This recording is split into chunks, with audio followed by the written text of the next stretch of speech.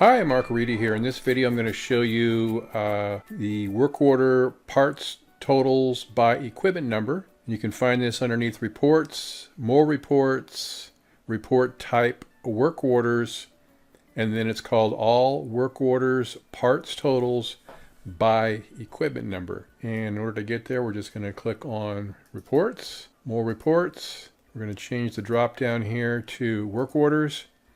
We're going to scroll down to parts totals by equipment number. And the first thing we're going to do is just do a preview. We're not going to choose any criteria. So we'll choose that. And you can see here it shows you the equipment number in this box here. The second equipment number is down here. And you can just go through page after page.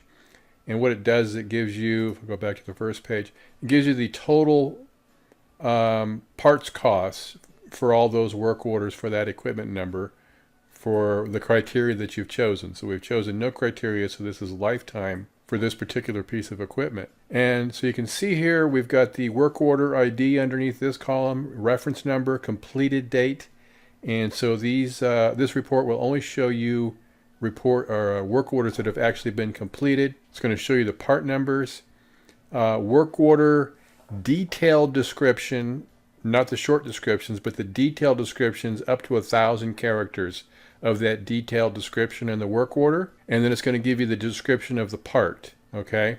So as you can see in here, work order number 1602, there was no detailed description. And the part description is a clamp 4-inch stainless. Right. Next one down, 6307 as the work order ID. And you can see here that the detailed description was left front steer. That's all they put in there. Right. And then the part here is listed, and it's got actually looks like a tire size and description of the tire, how many units, the cost per unit, and then the total cost for that particular part or those parts. You can see down here, it shows you this one here has 15 units. And so you multiply that by the cost per unit and so forth. If we go to the very end of this report, we can click here to this button here at the very bottom where it shows you the arrow with a bar next to it. I'm going to click that. We'll go to the very end. It's 495 pages. And so you can see at the end we have our total costs, parts costs, for all the installed parts via work orders for this particular fleet. Okay? So we're going to close that out. So now if I wanted to look for a specific work order number, for example, I could just type in the work order number from and to, and now we see that particular work order is showing up, and we can see the equipment number. Now if I wanted to remove that and I could use that, and I could also use a date range. I can combine these fields. So now I do the completed date. So if I go like, say, 01/01/2019 through and we'll say through 06/01/2019, and I'm going to just click on preview. And so now everything is restricted to show us only items that were completed in that particular date range. All right. And then if we wanted to look at equipment numbers, we could choose them here. And you can go from and to of the same equipment. So if I choose this one here, and on both sides, the left and the right, will just show us that one piece of equipment. Let me take the date out of there because I don't know if there's anything. Here we go. So that's that one piece of equipment only. And you could do a from and to and have a range of equipment as long as the equipment numbers are numeric or they're patterned the same way, like the D-103 through D-109. You could grab that group if you wanted to.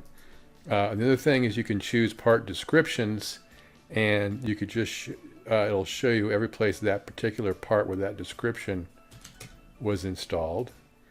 And so if we look at just that one there, let's choose that.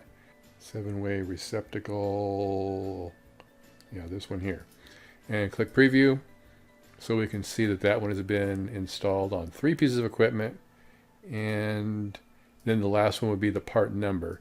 So you can choose that part number. So if we look at and see 670-72, I could take the description out of there, say 670-72, 670-72, and then we would shows each piece of equipment that has that particular part installed and the work orders. You can see that that part number has been used, but it looks like it's had different descriptions. That's why that's why it looks a little bit different here. So here we have a receptacle tool hole mount, and then a 7-way receptacle tool hole mount. So it's been described a couple of different ways. That's why the difference there, you see the difference. All right, and then the other thing is you could also use a wildcard here, I believe. So if we wanted to look underneath the part description, type in, say, asterisk, asterisk, and then in between the asterisk, we type in the word break, and then we click on preview. It's going to show us everything with a description break in the part. And so you can see here, each of these items has the word break in it. So if you did brake shoe, you could do that. If you did brake pad or brake pads, you could do that. So you could see, you could do tires, for example. Just do the word tire, and I'm going to surround it with asterisk because they might have the word tire embedded in the description somewhere, you know, like a couple of words in or whatever. So I'll just do that, and we'll do the same thing on this side. 2 asterisks, and then in between the asterisks we're going to put the word tire, and then click preview. All right, so now we can see all these items are tires. We'll go down to the end, we can see our total costs for tires, and if you wanted to do that for a specific date range, you could do that, and then click preview, and then we can just see, you can go down to the end of the report and get our total tire cost for that date range. Now that's going to include obviously things like, it could be a repair also, but it's tire related, so it may not be an actual purchase of a tire. All right, so hopefully that's helpful for you, and thanks for watching. Have a good one. Take care.